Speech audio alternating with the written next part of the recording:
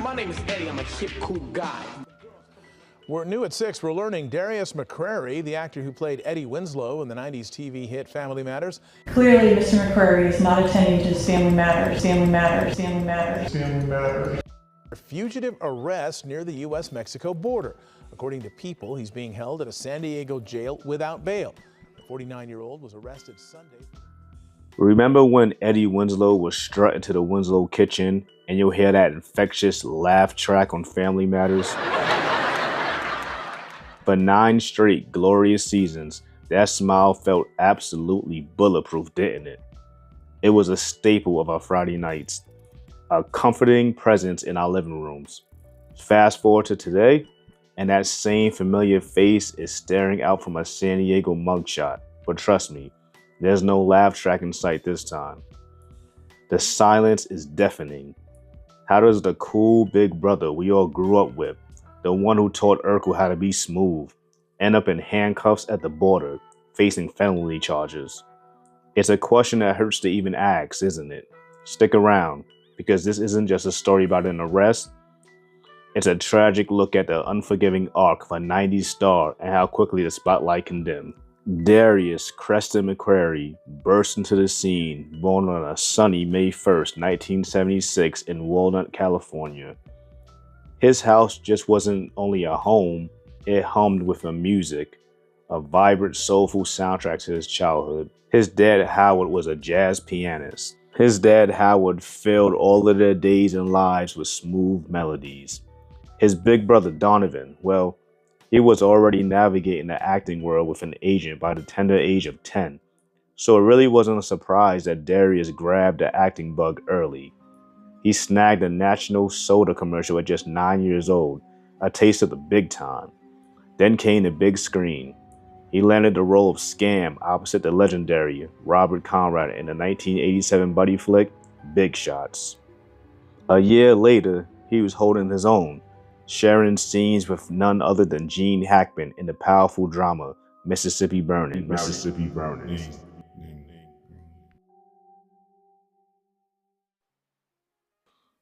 It was reported that casting directors couldn't stop talking about young Darius.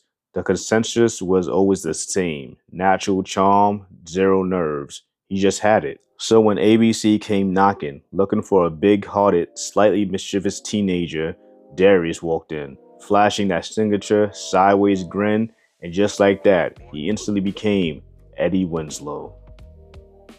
Family Matters debuted in the fall of 1989. For the next decade, Darius McCrary wasn't just an actor, he was America's surrogate big brother. He was the one, well, at least through Eddie, taught us how to parallel park, how to slow dance without tripping over our own feet, and crucially, how to apologize sincerely when we inevitably dented Dad's beloved Buick. He was the cool one, the relatable one. At his absolute peak, Darius was pulling in a cool 30 grand an episode. 30 grand an episode in the 90s? Shit, I'll take that right now. Eddie Winslow made it look so damn cool just to do whatever the hell he was doing. He was more than a character. He was an aspiration, a piece of our collective childhood. As Family Matters continued their run, and Steve Urkel was the absolutely face of the franchise, the writers struggled with fresh ideas and kept giving Eddie Winslow increasingly goofy subplots. Darius, ever the professional, quietly griped that his character was slowly but surely turning into little more than a punchline dispenser. He was an actor, not a cartoon. Offset, he started making choices, turning down film roles that frankly painted him as the goofy sidekick. Darius wanted more. He craved depth. He sought roles that challenged him beyond the familiar Eddie Winslow charm, but Hollywood sometimes misreads ambition. Producers, seeing his selectivity, unfortunately mistook his pickiness for arrogance. Auditions, once plentiful, started to slow, and the phone didn't ring as often. When Family Matters ended in 1999, Darius was just 23 years old, with a resume that looked on paper absolutely bulletproof. He had a hit show, name recognition, and talent. As doors were opened up for his counterparts and peers, it seemed like the doors was closing on Eddie. Darius McCrary would be quoted saying numerous times, "I'm not Eddie Winslow, I'm an actor." He was desperate to shed the wholesome sitcom image and prove his range, but the industry, often slow to adapt, answered his plea with a handful of fleeting UPN cameos and a small, independent Christian drama shot way up in Toronto for scale pay. It wasn't what Darius McCrary had dreamed of, but at least it was paying the bills. Darius was quickly becoming a has-been, a 90s child star that couldn't cut it in the adult world. Darius was a hustler though. You gotta give him credit for that. He didn't just sit back, he kept pushing, kept working.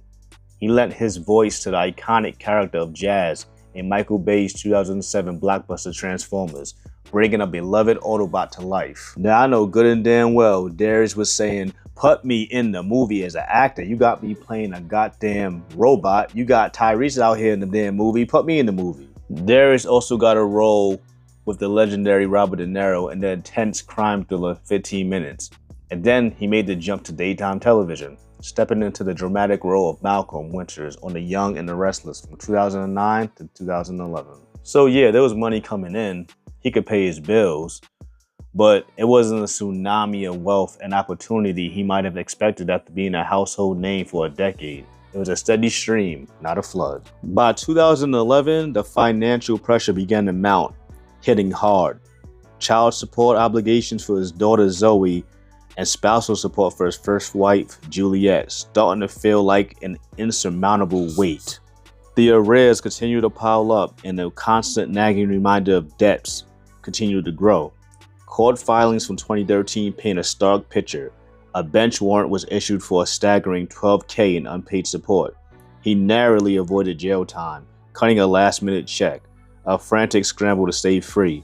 But that pattern, that stressful cycle of missed dates, penalties, and last-ditch efforts, it stuck.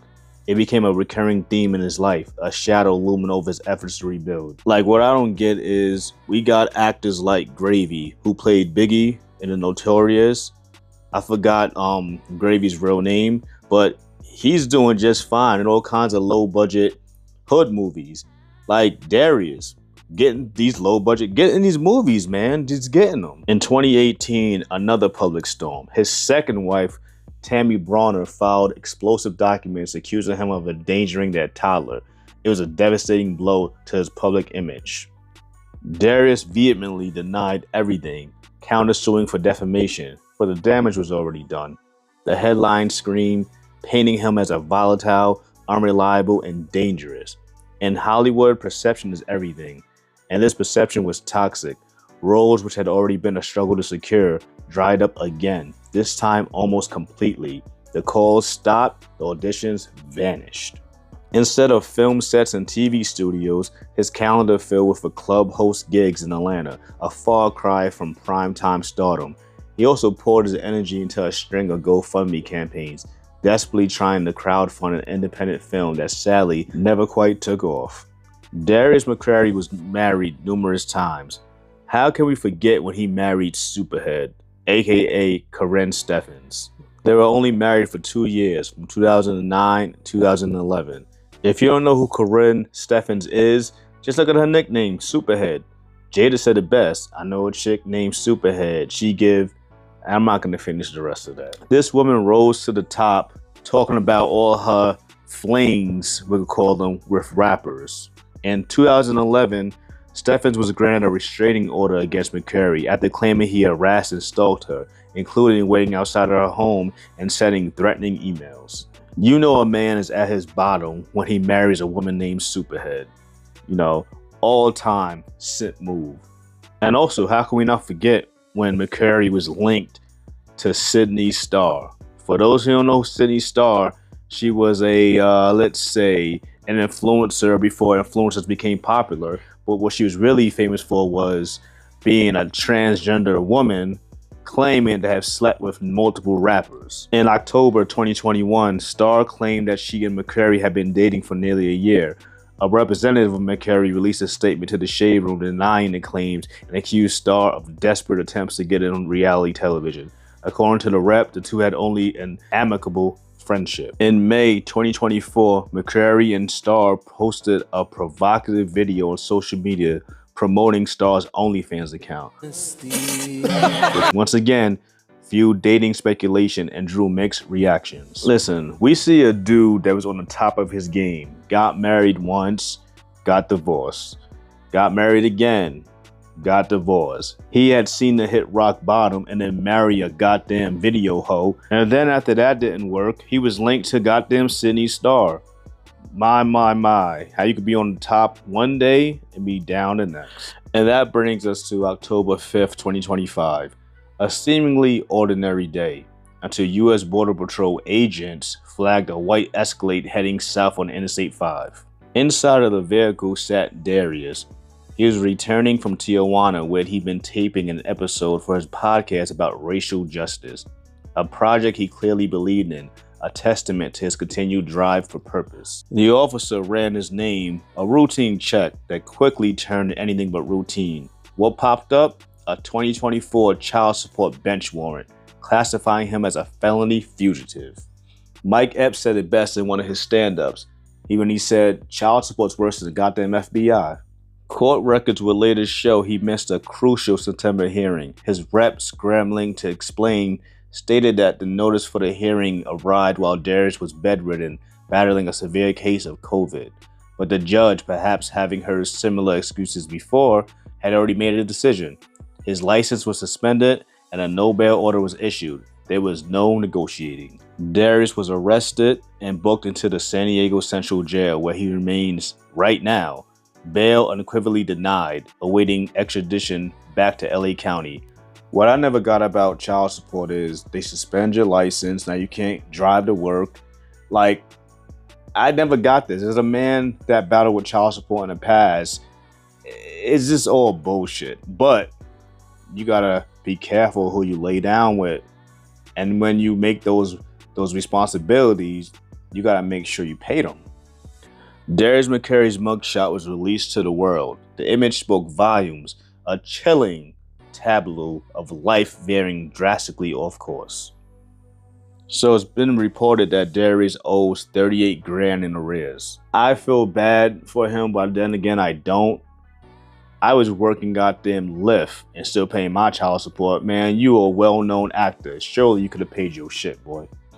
What's gonna happen with this guy remains to be seen. His podcast host is struggling to get a GoFundMe set up to help pay this child support. From a Friday night favorite, gracing our screens with that infectious charm, to a felony fugitive behind bars and facing an uncertain future, the arc of Darius McCrary's story feels almost Shakespearean, doesn't it? It's a narrative that moves from thunderous applause to a chilling silence, only to be punctuated by the piercing wails of sirens. For anyone who grew up on Family Matters, anyone who tuned in religiously to TGIF, there's a part of us who wants to believe that Darius McCrary could have redemption. So tell me, should Darius McCrary get a second chance? Should they let him out of jail? Should he be offered a path back, or did the clock tragically run out the moment he crossed that border? Drop your thoughts below. If there's another 90s icon whose story you want us to unpack, whose journey demands a closer look, shout their name out in the comments. KJ Media 100 is always listening. If you made it to the end of this video, give me a like, give me a subscribe. KJ Media 100, man, I'm out.